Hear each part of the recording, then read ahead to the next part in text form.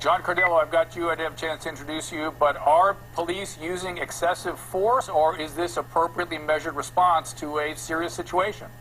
I think it's an appropriately measured response, and I want to read some stats because the narrative that police are indiscriminately killing black men is a false one.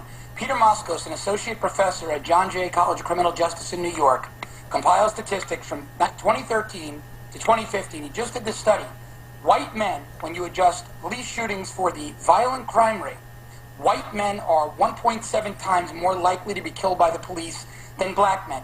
In fact, during the term of his study, 2,100 and some odd white men were killed, and I believe, I have the numbers in front of me actually, there were, here we go, from 1999 to 2011, over the span of a decade, 2,151 white men killed by police and 1,130 black men. 1,000 more white men than black men. Wait a minute. But 25. But my stats, the ones that I read today, say that 25% of those shot dead by police are black men, who only represent 13% of the American population. That's my next point. It's like there's way more white people. And when we're talking about statistics, John, wait a minute. Hold on. One point there. You have to adjust for the crime. So these statistics are looked at in the context of the police engaging people suspected of committing crimes. When you look at that, blacks are 13% of the population, but responsible for 51% of the violent crime. That is an absolute false way to have this conversation and to talk about what's happening in Ferguson. The unarmed men that have been shot by police weren't engaged in crime. Sam DuBose didn't commit a crime. Freddie Gray wasn't committing a crime. Sandra Bland wasn't committing a crime. Walter Scott wasn't committing a crime. So when you talk about committing a crime, you've got to separate. You can't have this conversation. You're conflating two different concepts. No, I'm not. No, I'm not. Absolutely are. No, I'm not. So let me speak. Black men are not indiscriminately shot by the police. The media, fabrication, and construct for sensationalism. Let me finish. I've always said that Michael Slager in the Walter Scott case should have been indicted, should be prosecuted for murder. So that's a red herring. However, Sam DuBose had felony weight marijuana in his car. He was committing a crime in every sense of the word. Sam DuBose was not stopped by the police because he was committing a crime. He was stopped for a minor traffic violation. He was stopped for a minor traffic violation, and because of the excessive force by the police, he was shot dead. Hold on. Officer Sean Bolton stopped the car for a minor traffic violation and got blown away, shot, and killed.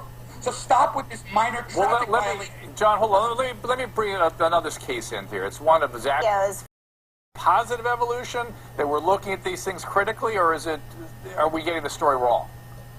Oh, look, a critical review is always a good thing. I mean, it's a good thing in your profession in medicine. It's a good thing in law enforcement. But there's a bigger issue here that this panel never talks about. The BBC, and it's unfortunate that we have to go outside the country for accurate reporting. BBC did an awesome story this week. I suggest everyone Google it and find it. On all of the other young black men in the same cemetery as Michael Brown, killed by other young black men in the Ferguson area in the last year. Black-on-black violence is ignored. If you were to listen to this panel, to many others, you would think the police are indiscriminately running around killing young black men who would otherwise be living in a unicorned rainbow utopia where no crime is committed.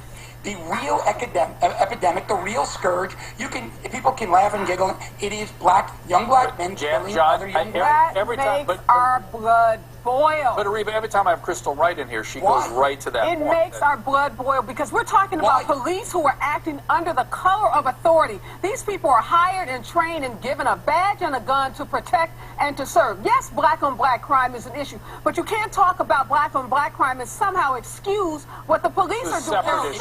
Separate issue. Yes, we need to deal with black-on-black crime, but we have to deal with the systemic racism and unjust and unfair. Did you read the Department of Justice report? You want us to look at a BBC article? Start with the Department of Justice report out of Ferguson.